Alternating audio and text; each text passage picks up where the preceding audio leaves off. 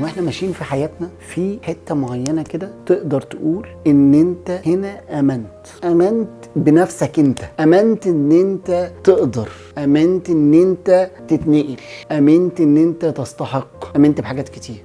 في وقت معين كده في حياه الواحد بيوصل للحته دي بعد ما بيكون مشي في مراحل كتير في حياته واخفق كتير ونجح نجاحات بس ضعيفه، مش قويه، مش كبيره، مش مؤثره. في وقت معين كده في حياه كل واحد فينا محتاجين ان احنا نركز ازاي نوصل له، اللي هي انا هنا امن، انا هنا شفت ايه اللي هيحصل في المستقبل، انا هنا شفت ازاي حياتي هتتنقل، انا هنا شفت ايه الاكشنز اللي انا هعملها. لما توصل للنقطه دي امسك فيها وحط الاكشنز وحافظ عليها، عشان المشكله كلها كمان ان احنا بعد ما نحط الاكشنز ما بنحافظش عليها. فعشان تقدر تحافظ عليها هديك ببساطه تركه بسيطه جدا جدا جدا جدا، الاسطمبه. انك قدرت توصل ان انت بتعمل اكشنز على مدار اليوم متكرره، زي الاكل كده، انت بتاكل 3 مرات في اليوم، دي حاجه متكرره معاك. النقطه الثانيه في الاسطمبه ان الحاجه دي بتتكرر كل يوم ففيها استمراريه،